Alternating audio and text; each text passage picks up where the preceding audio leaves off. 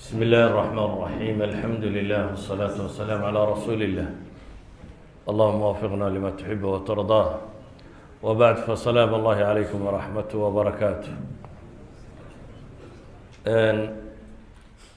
waxaan filayaa habeenadanba in culamo waaweyn idinla joogtay waddanka dakatiradiisii ama aqoon-yahankiisii anagu de caamadaan kusii samaynay nimankaa culamada ah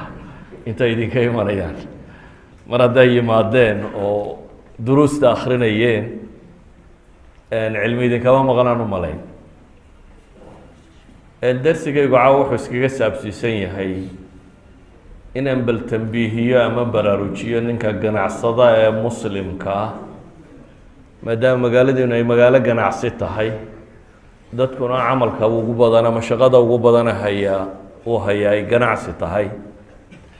waxyaabaa looga baahan yahay wax ka mid ah ama taxadiyaadka ee hortaagan ugu horeyn waxaynu ognahay ilaahay subxaanaه wa tacaala ganacsiga inuu baneeyey waaxala allahu اlbayca waxarama الriba ilaahay subxaanaه wa tacaala binasi kitaabihi buu inoogu tilmaamayaa beycu ama waxgadista iyo wax soo gadashadu ganacsigu inuu xalaal yahay aayaad badan oo qur-aan wana laga dheegan karaa mas'aladaasi oo alle subxaanaه wa tacaala uu kaga waramayo bale layna yidhi cibaadadiina markaad dhammaysataan faاntashiruu fi اlardi wاbtaguu min fadli اllah wadkuruu اllaha kaiira lacalakum tuflixuun aayaadka qur-aan ee ku soo arooray ama axaadiista ku soo aroortay ganacsiga iyo waxtarkiisa iyo ajarkiisa iyo fawaa'idiisu waa iska tiro badan yihin waxaa kugu filan imaamu طabri raxmat ullaahi calayhi markuu tafsiirayo aayaadkan ugu dambeeya ee suuraة اlmuzammil ilahi wuxuu leey ina rabaka yaclamu anaka taquumu adnaa min ثuluثay اleyli wanisfa waثuluثahu waطaaئfaة min aladiina macaka wallahu yuqadiru اleyla wالnahaar calima an lan tuxsuuhu fataaba calaykum faqra'uu ma tayasara min alqur'an calima an sayakunu minkum marضى waakharuuna yadribuuna fi اlardi yabtaguuna min fadli اllah waakharuuna yuqaatiluuna fi sabiili اllah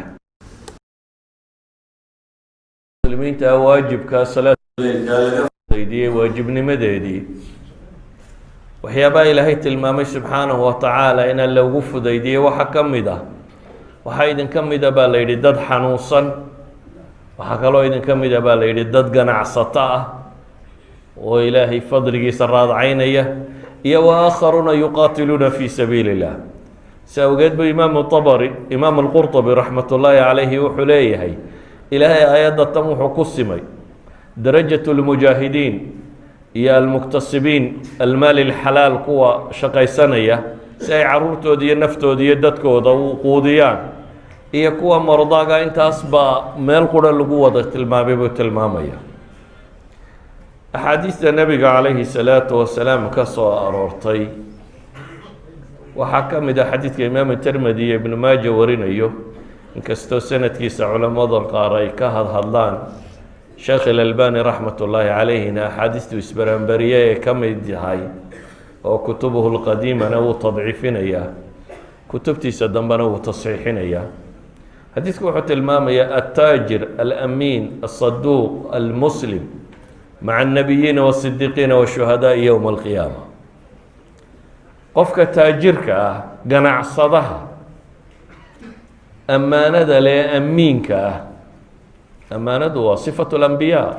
inii lakum naasixun amiin ay wada tilmaamayaan waa dadka ugu mudan ummadda muslimka ah sifaadka lagu tilmaamo nebigu wuxuu leeyahy calayhi الsalaatu wasalaam ganacsadaha amiinka ah ee ammaanada leh ee runsheega ah saduuqa ah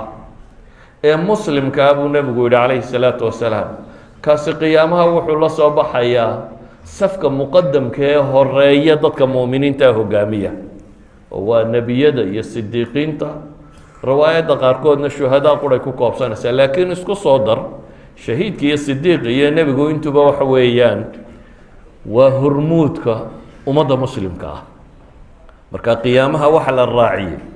inuu dadka hormuudkaa soo raaciyo macnaheedu waxa weeyaan hadduu ganacsigu miduu ilaahay kaga cabsaday yahay oo uu ku cibaadaysanayay uu yahay inuu ka mid yahay cibaadaadka meesha hore aakhiro lagu badbaado ee dadka hore ka mid ah ma badinayo markaa nusuusta ku soo aroortay ajarkeeda iyo ibaaxadeeda iyo wixii la halmaala laakiin waxaan rabaa inaan waxoogaa yar idinka tilmaamo casrigan aynu nool lahay iyo ganacsadaha dhibaatooyinka haysata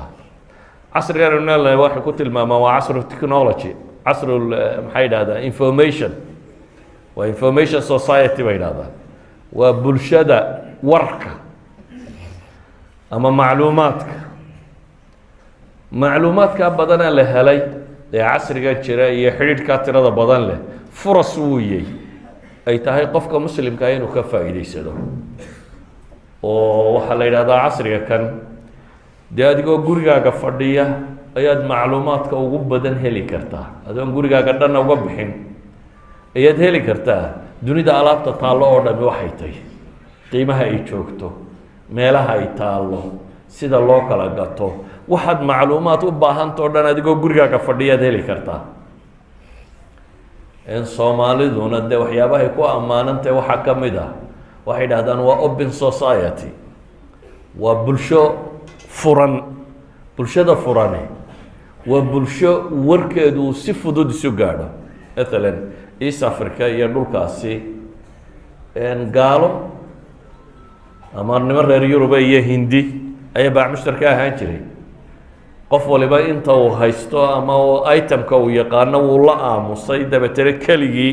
ayaa ka baacmushtarayn jiray soomaalaa timi soomaalida waa open society waa dad furan way isu sheegtay dabiya daclo suuqa cid walba way ka saareen waxay kaga saareen quri maha activity kale waa informationka waa warka ay siinayeen warkaasi ay kala helayeen ay siinayeen ayaa ah wax weyn marka la joogo caalamka maanta la joogo marka maanta caalamkaynu joogno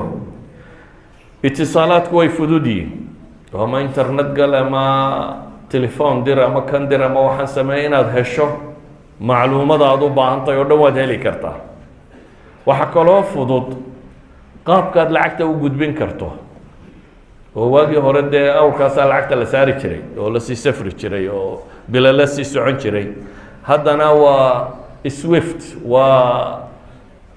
mobilekaad sidato aad dhowr badhan taabato ayaa lacagtu dunida dabadeeda ku gaadhaysaa adna kugu soo gaadhaysaa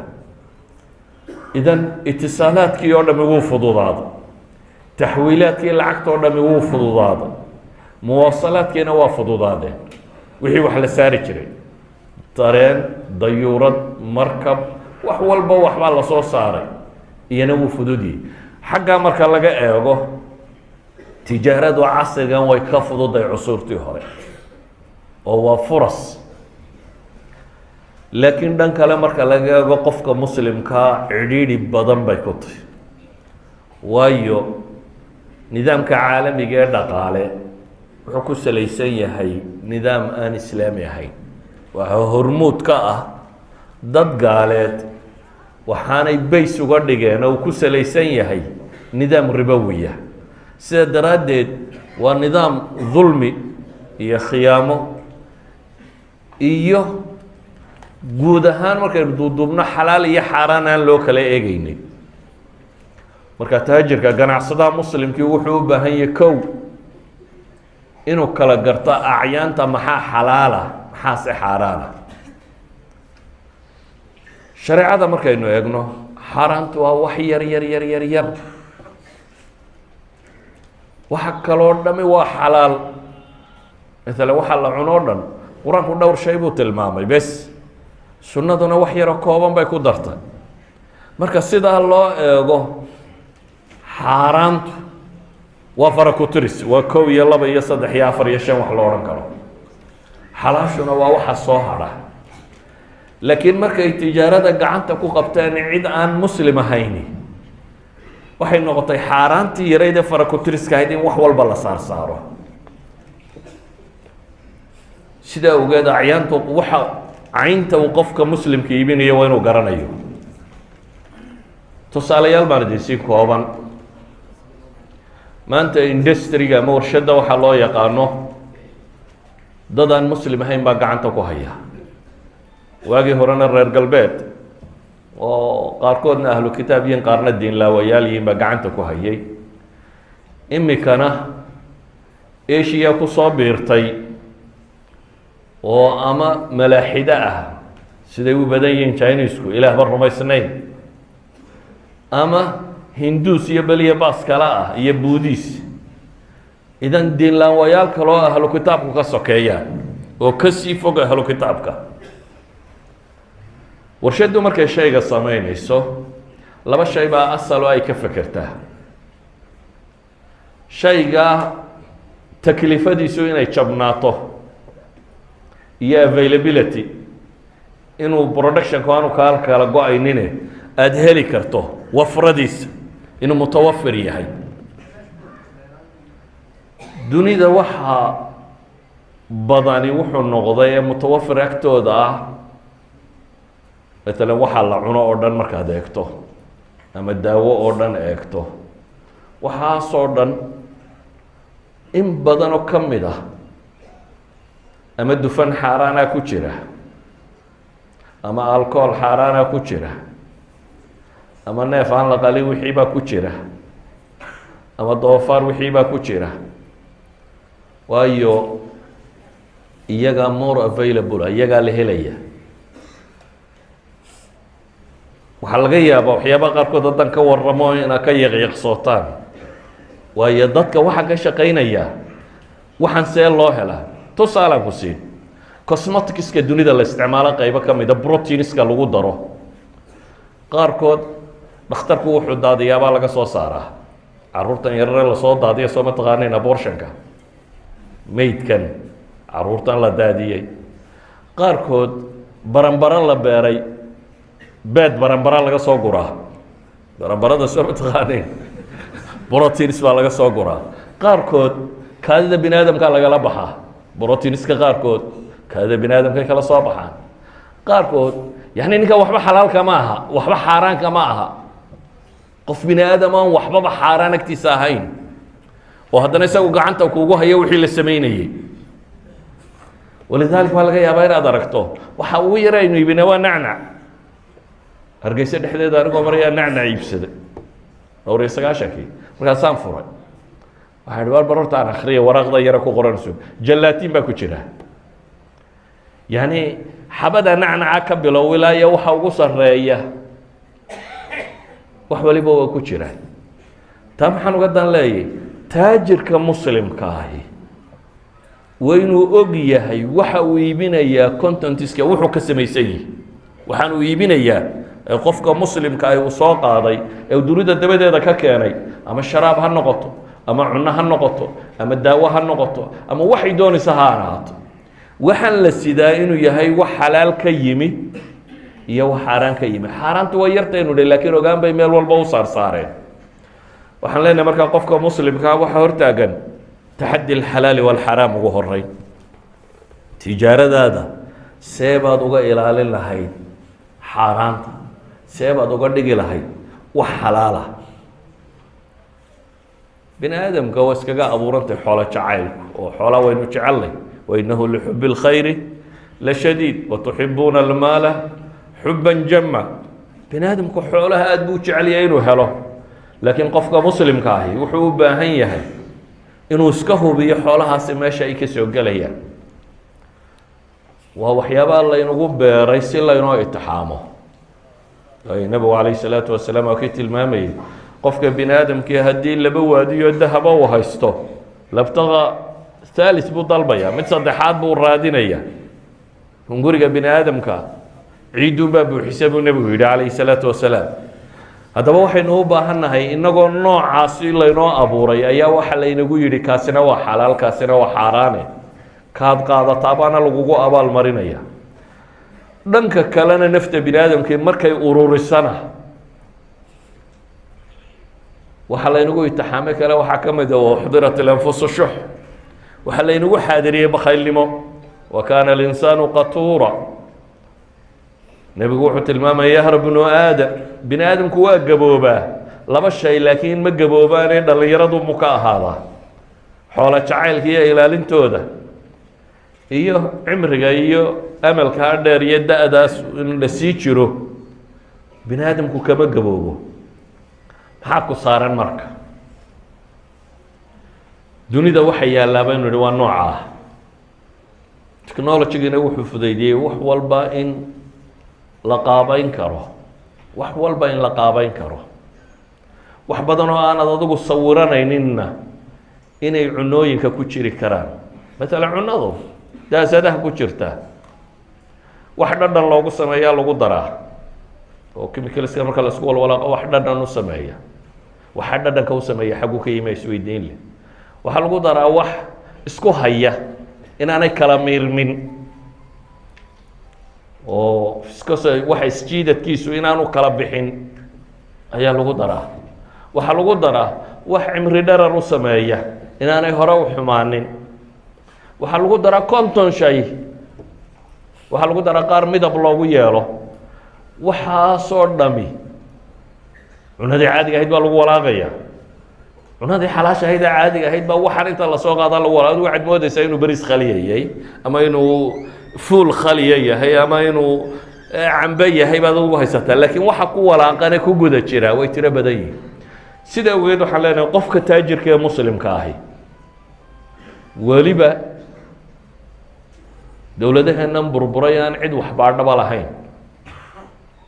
waa laga yaabaa meelaha adduunka dowlado adagi ka jiraan inay dowladuhu laab leeyiin iyo wax baadhaan oo censorship oo maxaa la soo deynayaa se maxaa la soo deynaya in la isweydiiyo waxaan leenahay cala lmuslim bay maanta waxoo dhami saarantay qofkan taajirka ee muslimkaabaa waxaasoo dhami saarantay inaad xalaal iyo xaaraan kala dooratid yaa ayuha arusulu kuluu min alayibaati wacmaluu saalixa yaa ayuha aladiina aamanuu laa takuluu amwaalakum baynakum bilbaatil xoolahaas qaabkay kugu soo gelayaan inaad xalaalnimadooda ilaaliso waana kuu nebigu tilmaamaya calayhi salaatu wasalaam waxyaabaha ugu badan ee qofka diintiisa fasahaadiya inay ka mid tahay maalka iyo mansabku nebigu yihi laba yeey ama laba waraabe oo adhi lagu sii daayey ugama fasaad badno qofka siday diintiisa u fasaadiyaan maxay xirsu lmari cala almaali waasharafi lidiini qofku xoolaha jacaylkoodiiyo si u ururinayo iyo sharaf iyo maamuus iyo magac iyo mansab iyo dowladnimo siduu u raadinayo aakhirana ilahi wuxuu leeyay qaar inta lasoo taagay inay ku halaan hali doonaan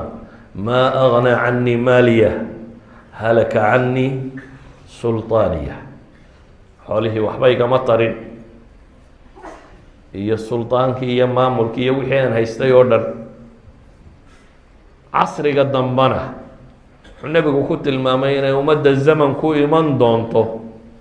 laa yubaali اlmarءu maa akhada minhu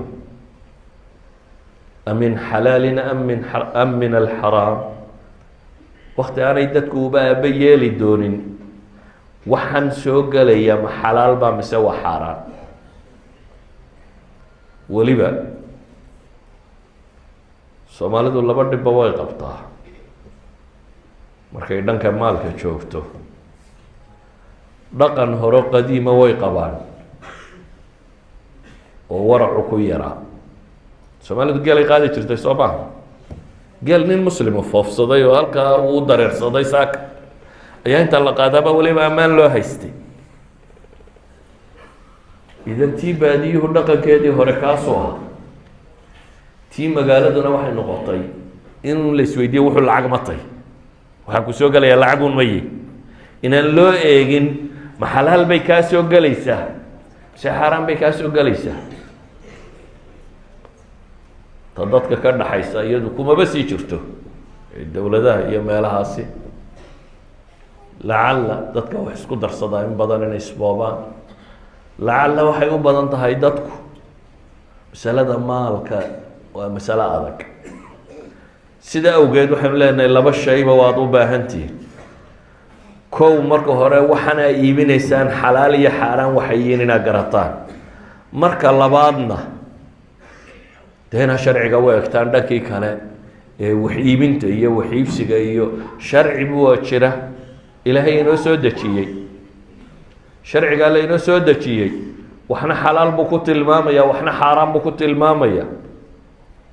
waxna waxa lagu tilmaamay inay maxay yihiin mutashaabih ama shubahaad inuu ku jiro nabigu wuxuu tilmaamay ninka waxyaabaha xataa madmadow kaga jiraan kaga tagaa inuu kaasi diintiisa dhowrsaday ka ku dhiirada waxa madmadowgu ku jirana inuu ismiga ku dhacayo sida awgeed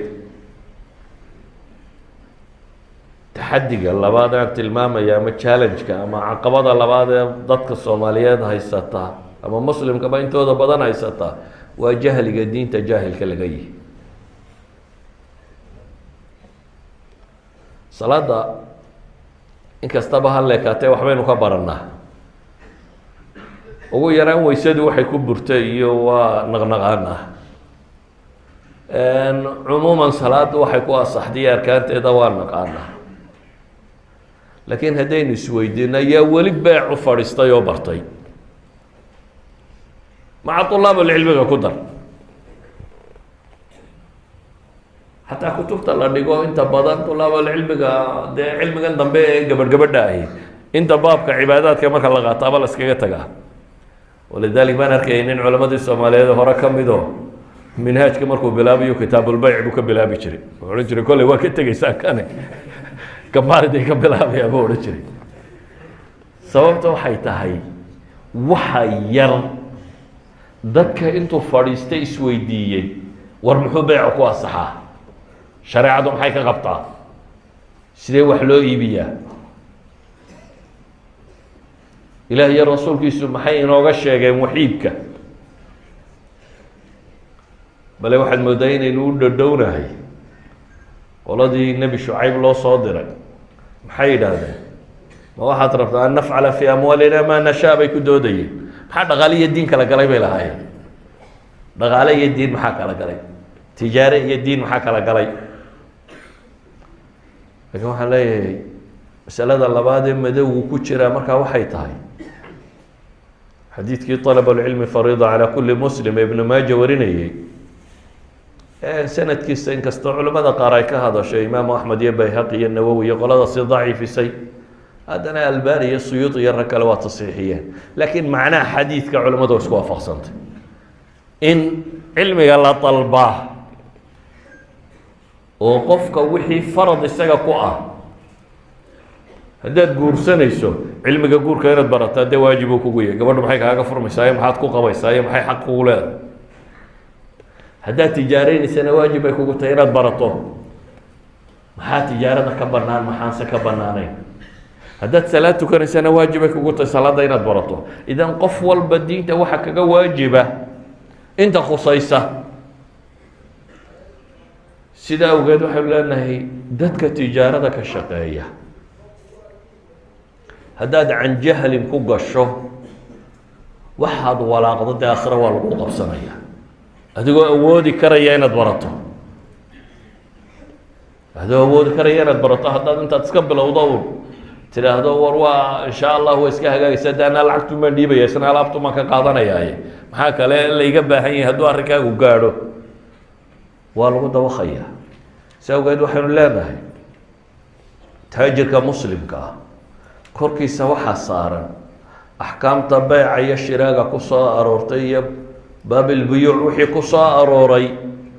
inuu barto si uu uga baxsado ribe iyo maysar iyo wixii shareecadu mamnuucday oo dhan si uu uga baxsado si awgeed ba imaamu nawowi raxmat ullaahi caleyhi majmuuciisa wuxuu ku tilmaamaya beeca iyo nikaaxa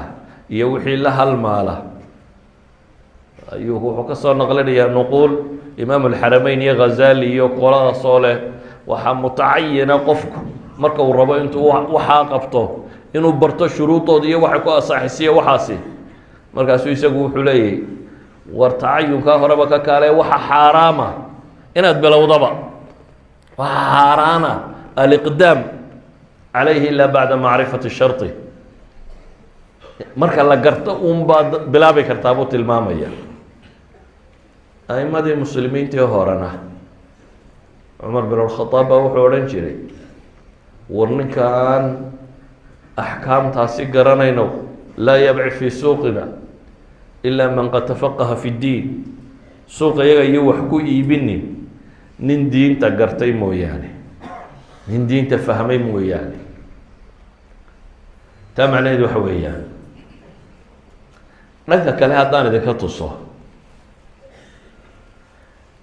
wixii a isleediin qaanuuniyan waa lagu dhacayaa legal termska waa u egtaan intaa looyar u tagtaan baa contracga u geysaan oo tidhaahdaan bal hadda contracga kan eeg sharcigaas u waafaqaya iyo waxaa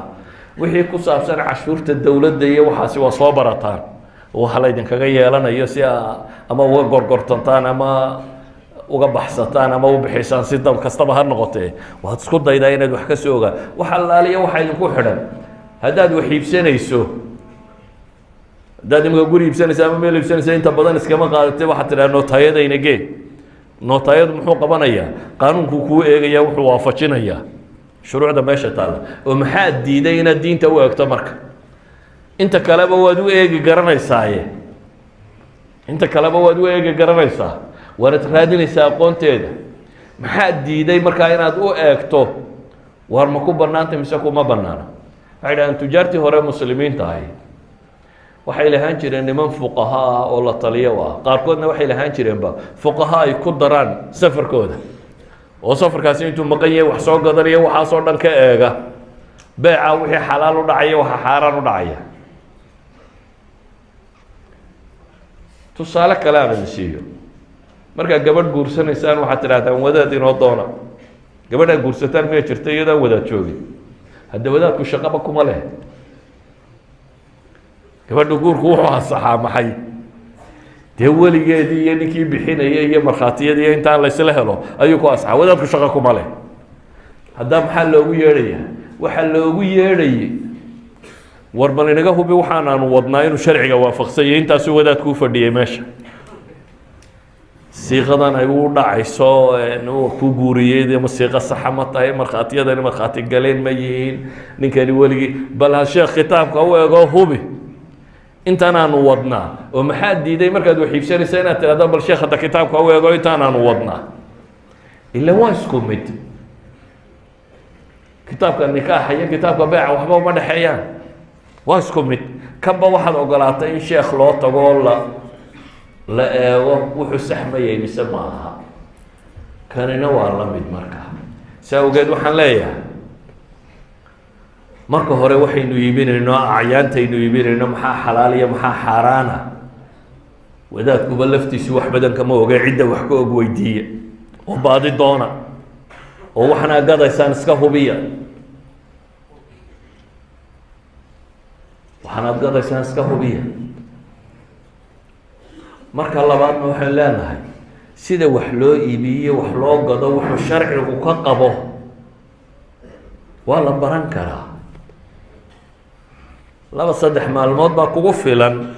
oo kors fiican lagu siiyo oo aad baysiga fahamtid usuusha aad garatid wixii masale markaa madmadow galana aad ula tagtid sheekhaaga la taliyaa ku ah ee markaa kuwa muftiga ah aad wixii masale madmadow galana weydiiso laakiin inta bayska ah asalka ah dee inaad cidna u daba fadhiisan aad ogaato oo aad garatid subax walba dukaankaad furaysaa iyo dukaanku wuxuu beeciisu ka asaxaya waxaanu ku asaxaynin qadiyadda labaad ama saddexaad aan tilmaamaya waxa weeyaan tijaaradu iyo xoolo dhaqashadu inaanay cibaadada kale inaga mashquulin inaad noloshoo dhan ka dhigin lacag see loo helaa oo marka waagu bariyo intaad ka lahdo habeenkii marka la seexanayo inaad soo fadhiisato intaana shilin sidii loo heli lahaad ku maqan tahay waxa kaloo dhan aad gacan bidixayso markaa waxaad soo baxaysaa cabdu dirhami wa diinaarku uu nebigu sheegayay inaad dirhamka iyo diinaarka addoon aad u noqoto taajirka muslimka ahi ilaahay cibaadadiisa iyo diintiisa kama mashquuliso tijaaradu سادرات بدا إلهي قرآن كوكو أمانيين وحيري رجال لا تلهيهم تجارة ولا بيع عن ذكر الله وإقام الصلاة وإيتاء الزكاة يخافون يوما تتقلب فيه القلوب والأبصار مساجد كوي عميرة وحلقة المامين الرقيين أنا كم مشغولين قناعسك يا وحيبسكو إلهي حسكيسة يا صلاة أوغستيدة يا الزكاة بحنتيدا أنا كم مشغولين منافقين تينا محا إلهي كتلمام شغلتنا أموالنا وأهلنا بينها كوي منافق أيق وحيد هذين شغلتنا أموالنا وأهلنا حولي يعربتي بأنا مشغولي أمي وحبابا على إلهي لي وتي حولا ما أدون بعض الطي حولا عادك عليه waxay ahayd inaad adigu wax ka haleesho saa daraaddeed ilaahay qur-aanka isagoo qolo dhaleecaynayo wuxuu ku tilmaamay waidaa ra-w tijaaratan aw lahwan infaduu ilayha watarakuuka qaa'ima qul maa cinda allahi khayru min allahwi wa min altijaara wallahu khayru raasiqiin maalinta jimcaha aadaanka dambe hadduu dhaco waa xaaraani wax la iibiyaa ma banaana aadaanka dambe jimco hadduu yeedho in wax la iibiyaa waa xaaraan haddii markaa ay kaaba mashquuliso salaadii iyo khudbadii iyo wixii oo dhan tijaaro kaa mashquuliso ka waran waa kuwa ilaahay uu ku tilmaamayo tijaariya lahu hadaa infaduu ilayha watarakuuka qaa'ima qul maa cinda allahi khayru min allahwi wa min atijaara saa awgeed ayuha alaxiba waxaan leenahay qofka taajirka ee muslimka ilaahay dikrigiisa iyo xuskiisa iyo cibaadadiisa iyo diintiisa barashadeedu shilku inuu ka mashquuliyo mahayana waan soo koobaya marka intaa waxaan ku darayaa taajirka muslimka ahi tijaaradu waa inay noqotaa waxaad ilaahay ugu dhowaanayso hadday dariiqii saxaa marto ilaahay bay kuu dhoweynaysaa waa goorma waa goorta aada ku dhaqanto albiri waاsidqi waاtaqwa waa goorta aada ilaahay kaga cabsato nebigu calayhi الsalaatu wasalaam wuxuu tilmaamaya albayicaani biاlkhiyaari maa lam yatafaraqa fain sadqa wabayana burika lahuma fii baycihima wain katama wakadaba muxiqat barakatu baycihima labada wax kala gadanaya khiyaarulmajliskay leeyihin intaanay kala tegin yacni waxbaa hadda kala gadateen weli maydan kala dhaqaaqin waa kala noqon kartaa khiyaarkii weli wuu jiraa haddaba wuxuu nabigu yihi fain sadaqa wabayana hadday run sheegaan oo caddeeyaan run sheegu waa maxay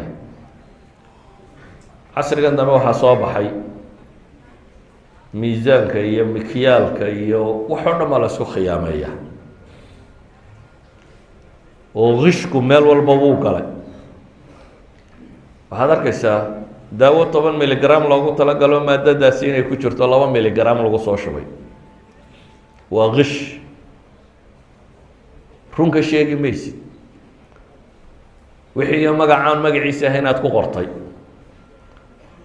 intaad indiya kusoo walwalaqdabaad odhanaysa waa kii ugu dambeeyey ee maxay jabaan lagu sameeyo waa qish kale wuxuu yahay waxaan ahayn waa dadka ugu maalgelinayso aad kaga sheegto miisaankiisoo aada dhinto birahan meesha ku dhisan ee iminka sabada inoogu dhisan qiimay lahaayeen ironka ku jira maalan tujaarta intay tagaan bay dhaa ironka adeer ka yara khafiif iyo waxa kale ku badi qiimahan dhibaya hadhow suuqa isku erigan ka qeyb gelayahay markaasu wuxuu leeyahy birta tani waa tii 2 inch ahayd dee waa 2 inch oo beena ma aha 2 inch oo irana ma aha waa 2 inch oo aada soo walwalaaqday iron baa ku jira waxaa laga yaabaa wixii berigii hore lagu dari jiray 50% inaad ka soo dhintay laakiin caamadu ma oga saasaad kaga iibinaysa waxaad leedahay waa tii millimeterkeedu waa tanna waa 5 kanna waa 10 kanna waa 20 maad kaga iibinaysa waa been kale miisaankaa la qaldaa gadbadaad kusoo qoraysaa 50 kiilo laakiin 49 baad odhanaysaa kushubkii ku gurayay dushana 50 baa kaga wada qoran 49 ood kusoo guraysa dee dadku intuu jawaanka qaado inta badan miisaankaa saari maayo odhan maayo war 50 kii ma tahay ama 25 kii ma tahay laakiin si aad qiimaha u yara dhinto suuqa isku eriga uga qayb gasho ayaad waxaad leedahay kiilo adeer ka reeb 49 ku gur dabeetana 49 baad keenaysaa maradaad odhanaysaa cotton weeyaan cod baad kaga iiminaysaa waana polyester magacuun baad xagga sare kaga soo qortaye maadada ka samaysantahay cudbiba maaha cotton maaha waa polyester baad kasoo saartay yacni qaabka wax loo khiyaamaya waa tiro badan yihiin dee tujaartuna way maqlaysaa aad bay u fahmaysaa waan filayaa waa suuqiinii walidalik nebigu wuxuu leeyahy calayhi salaatu wasalaam haddaad run ka sheegtaan adeer aniga gadbadaydu waa 49 kiilo baa kaaga iibinaya bahasha tan talyaanigan kusoo sameeye waa runtay waa dhab miligramkaa ku qorani waa sax waxaa ku qoran bay ka samaysan tahay haddaad sidqigaa la timaado runtaa sheegtid oo caddaysid hadday ceeb kala leedahay wuxuu ku yidhi war bahashani waa jabaan iga iibi markaasaa tiri isma garan maayo de u raaci waa jabaan ha jabaan weeyaana qaado waxaydina tiri adeer maaha tani jabaankii waa taiwankii tani khalaas hadduu kaaga iibsanayo taiwannimada ha ku iibsado nebigu wuxuu leeyahay haddaad run sheegtaan oo caddaysaan buurika lahuma fii baycihima waa loo barakeeyaa beecooda xooluhuna barakaday ku badhaadhaane badnida kuma bataan badnidu qiimo ma leh badnidu hadduu bato oo ribo noqdo yamxaqu llahu riba baa taala waa barako beelaya wain katamaa buu nebigu yihi hadday qariyaan wakadabaa been sheegaan muxiqat barakatu baycihima beecoodu wuu barako beelaa idan waxaan leenahay taajir muslima noqo oo waxaad iibinayso ka run sheeg wuxuu yahay dadka u sheeg